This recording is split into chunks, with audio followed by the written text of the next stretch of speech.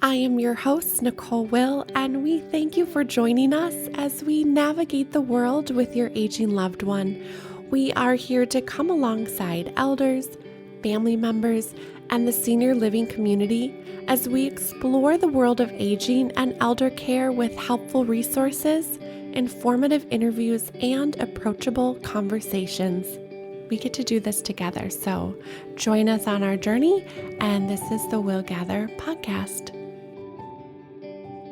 Hi, everyone. I'm so excited to be able to introduce to you my friend Jessica Redmond. She is the founder and creator of Storyteller. They tell the stories of a life well lived, and we would just love for you to share with us, Jessica, how you got started and a little bit about yourself. Thanks for joining me today.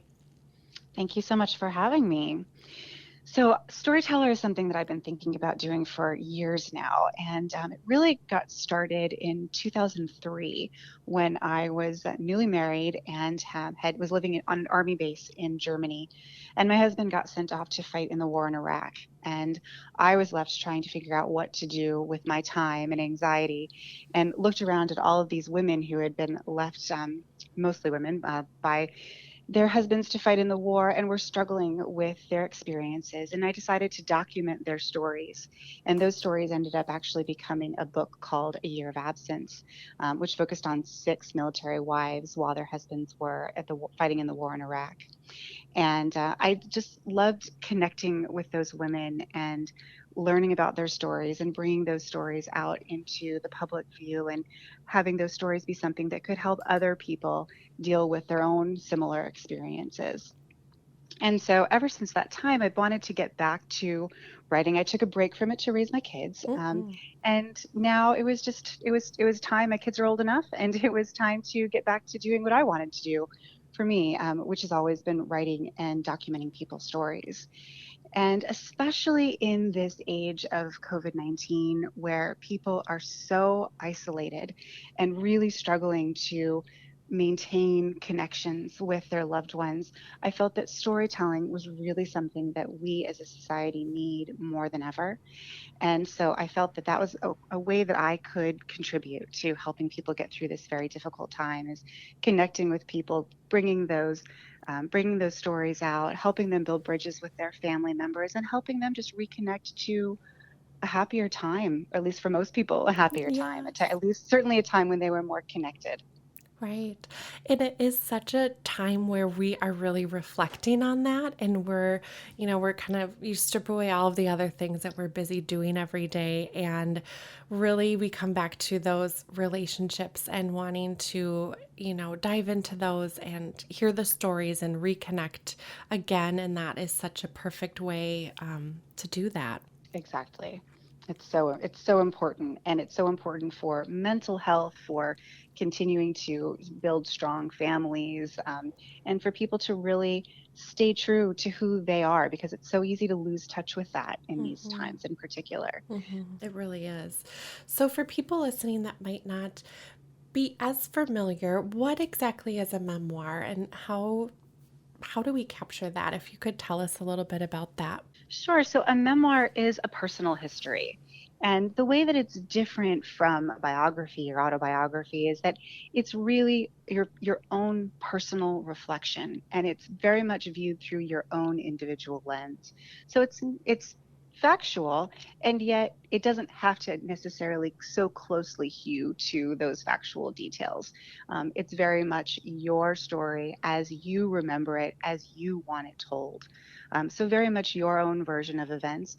And a good memoir focuses not just on what happened when, but why things were meaningful, what elements of your story tell us who you really are. And so finding those kernels of truth in your life, those stories that paint the broader picture, are really what make a memoir come to life. And it's so true. It's like you said, you're painting a picture and you're being able to do that with words and letting others have a glimpse into your thoughts and your life, and all of that is just a beautiful way to do that. Definitely. So, memoirs have been written since right, ancient times and collected through, I think, obviously back in the day through that spoken word and sharing through the generations, but also the written word. How has capturing those life stories and memoirs changed throughout the generations? And, now we're seeing the surge really in this importance of that right now. I think that people understand how important telling their stories and sharing their stories are now. And so one of the things that's nice now is that there's just so many different ways that people can approach them. It doesn't necessarily have to be that a person sits down every day and is disciplined and writes their story themselves. There are all sorts of ways that you can go about doing it. There's a service online where a business will send people a question a week, and they can write their answers to that question. And after a year, those answers will then be compiled into a version of a memoir.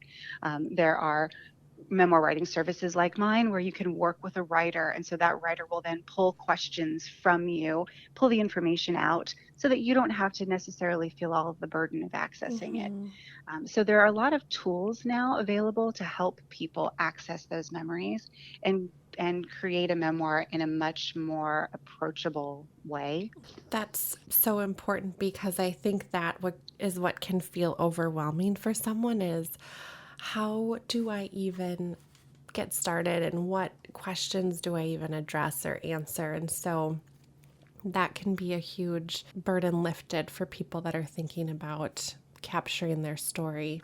Absolutely. It's very daunting to look back at your entire life and think, how am I going to have a narrative arc? And how am I even going to remember Right. all of these things? And that's why conversation is really so key. Conversation either with a writer or with family members and friends, and just reminiscing about those stories, taking some time to reflect with your friends and loved ones about those life stories, and then jot Hmm. them down as they Hmm. come to you, so that as those memories start to bubble up to the surface, then you can explore them in greater depth. Yeah. And having that social connection and sharing the stories is just another way that we can pass down that personal legacy. I think as we age and get older, we start to reflect on our life and really want to be able to know that we've, lived a good life and what are we passing down and what are we sharing. Are there some other ways of why that's important to pass down that legacy?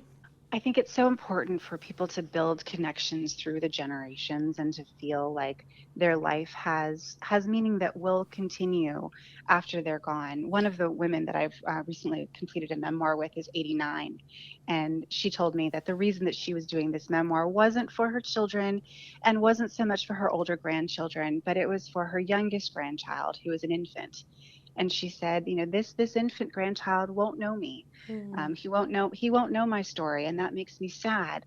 But through writing it, I know that I get to pass that on to him. And so she doesn't have to worry about a piece of herself being lost after she's gone. She knows that those really important parts of her life story that she wants to share with her family, that those will be maintained long after she's gone. And that was really, really important to her. And really, those stories will never be lost when we write them down. And like you said, it's she is able to pass that on for generation after generation, and it can live on and constantly be able to share a glimpse into her life and from her words. So that's really beautiful.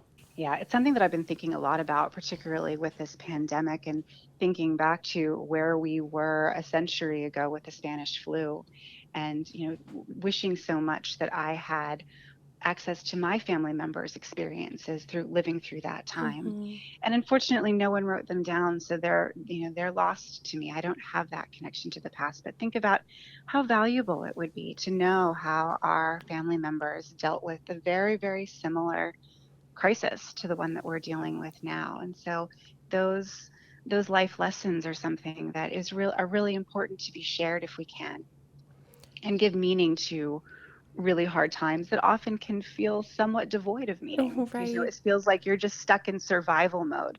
But if you can do something that takes you out of that immediacy and brings you into the bigger picture, and leaving that legacy for others, I think that it can really expand how you feel about yourself in that time and take you out of the immediate crisis mode and bring you into a place that feels a lot better. Hmm.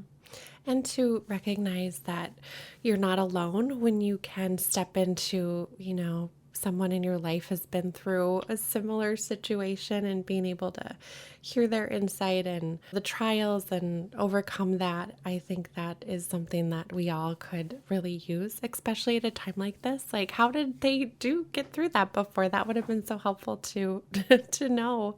Right. So for us and for the older people in our lives, take us through what that process looks like to capture a life story. How does that come together? So when I start working with a new client for Storyteller, the first thing that I will do is send a list of questions.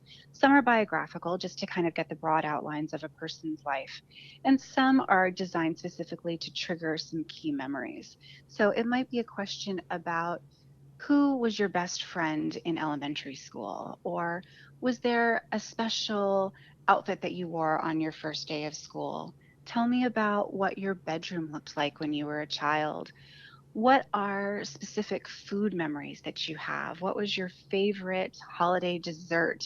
And tell me about making that. So it's going back to a lot of sensory images that bring back a lot of strong emotions, and trying to get people to focus in on those specific details that make a life really rich.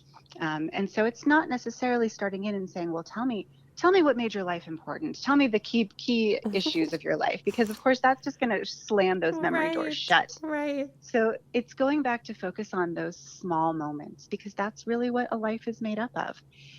Going back and talking about those little moments that become important as we grow. So asking very specific questions, both about people's grandparents and parents, to get a sense of where that person came from, but then talking about those very specific moments in a person's life, the first time they fell in love. What do they remember about their partner's appearance that first day? What was it that sparked their interest? Telling those funny anecdotes from the life that they built together. And so building the story from those small moments as we go. And as we continue to do that, I find that more and more memories come to the surface. And so a person sometimes might initially be worried that they're really not close to accessing all of those important emotions, that they fear that those stories might be lost to them. But as we talk about them, more and more stories start to bubble up to the surface. And so those are the stories that then we weave together to create the memoir. That is exactly what happens. We start to share one story and then it triggers our memory and we're like, okay, and oh, now I remember this and I remember what they Exactly. were wearing, and it really does weave it together. And it's so important when you're telling a story to show, not tell.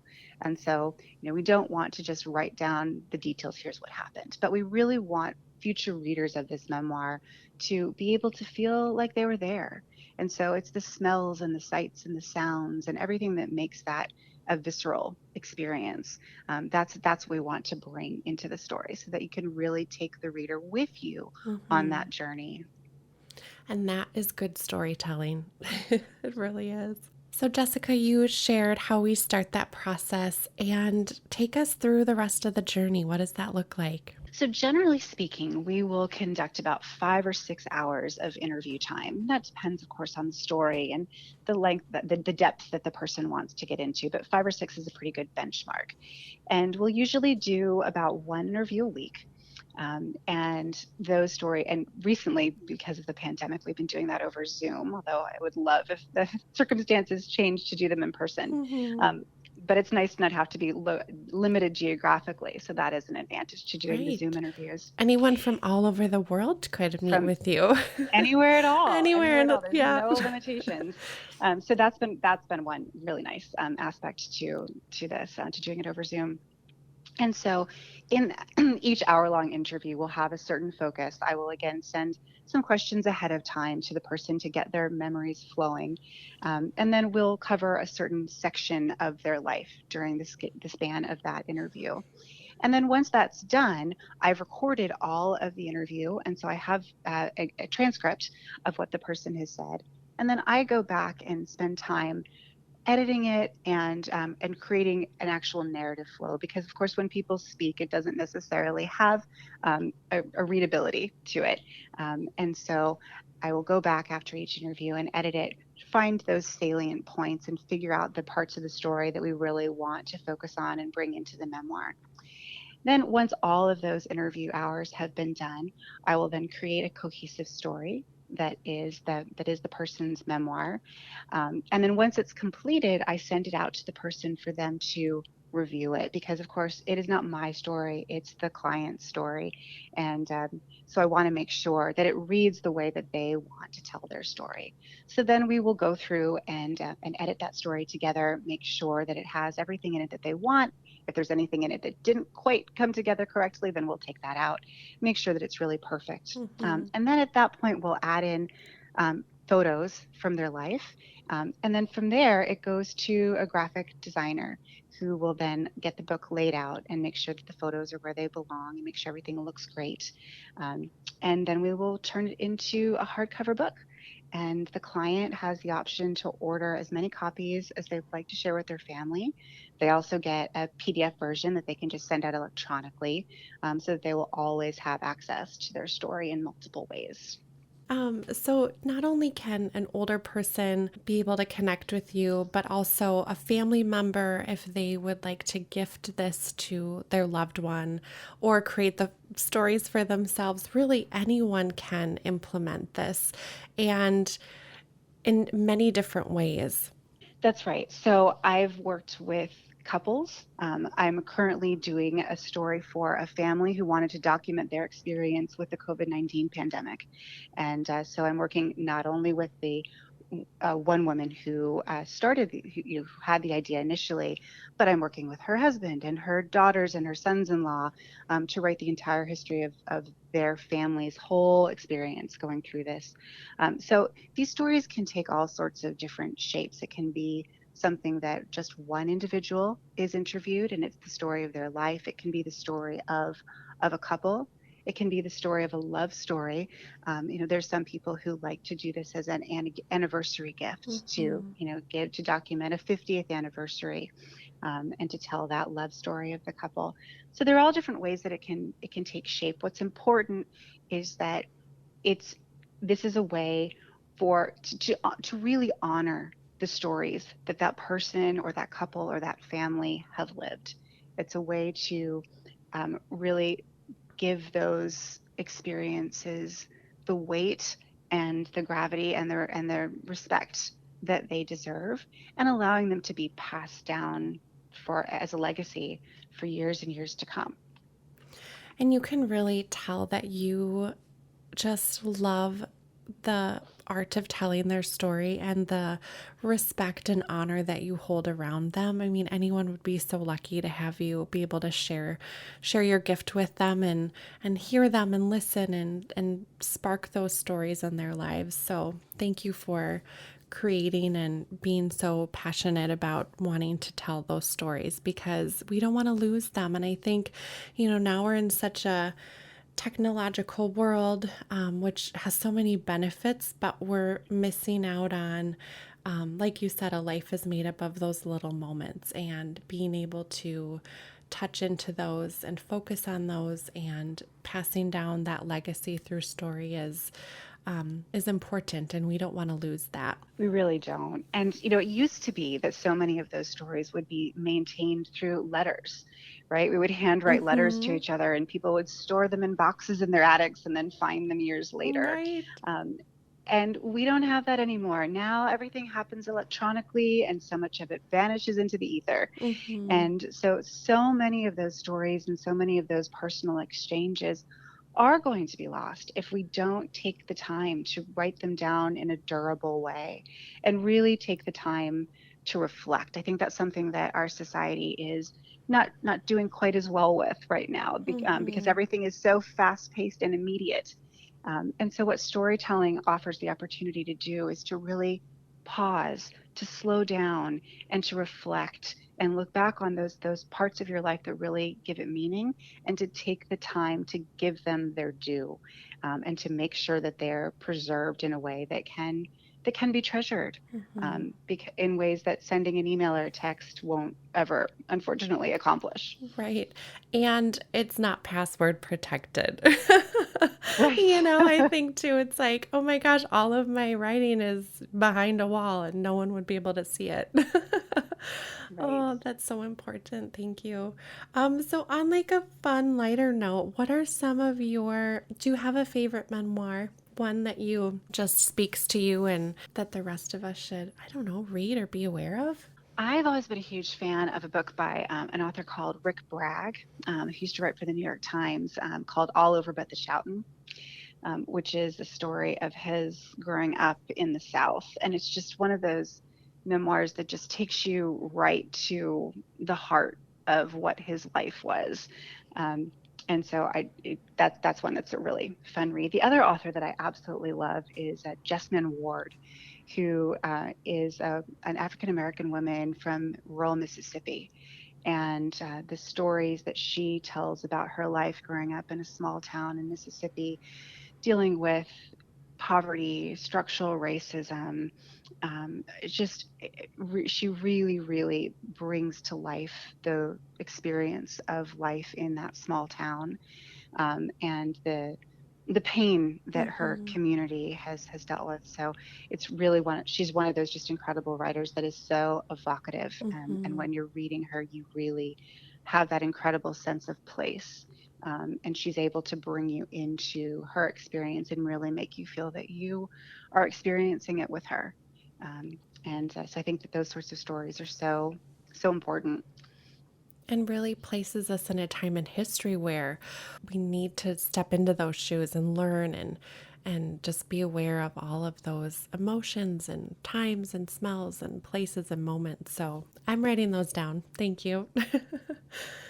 So, Jessica, one of the things that I loved learning about you in our conversation is that you were also in the Peace Corps. And that is also a big inspiration in terms of what inspired you to start writing and to keep writing. Yes, I was. So I was in the Peace Corps from 2000 to 2002 in Slovakia, which is a country in Eastern Europe. And I was living in a tiny little town, and there was very little to do after I finished my workday. And so I started doing a lot of writing, just reflecting on my experiences living in a foreign country. And um, that was kind of what brought me back to my old English major roots. I majored in English at Tübingen University. Um, and so when I was in the Peace Corps, it just started me back down that writing path, which was just a nice way to connect what I was experiencing there to a lot of people back home. And I also did some writing for a local newspaper back in my home state. And so that's where the writing bug kind of got me Hmm. again. And it was the reason that when I, following that experience, moved to Germany, and found myself on that army base, wondering what to do with myself, that writing was the first thing that I thought to do, was to document the stories of the people around me, just as I had documented my own stories when I was living in Slovakia as a Peace Corps volunteer. And there's so much comfort, I think, too, in looking back and reading our own writing and being able to reflect and remember. It's such a great way to remember. It absolutely is. It triggers so many memories. And it's so interesting to see that little snapshot in time, because of course the way that you write about a story at that time in your life says so much about who you are at that particular time in your life. Hmm. So yeah, it's a really great way of connecting to the past and just sharing those personal experiences with the people around you. Well, we are so thankful that you shared your time with us today and not only about the importance of leaving a legacy, what a memoir is, and then I think you really made it so approachable and took out the guesswork for people that are wondering, oh my gosh, if if this is something that I decide to do, I think it's a definite yes. Everyone really needs to create and share and capture their memoir. So we will be including all of your information for people to be able to get in touch with you. But we are so thankful and so appreciative of your time and insight and your gifts and being able to tell people's stories. So thank you so much. Thank you so much, Nicole. Thank you for listening today. If you enjoyed our episode, please subscribe and give us 5 stars. In all honesty, we'd love to hear from you. Thank you so much for listening to our episode.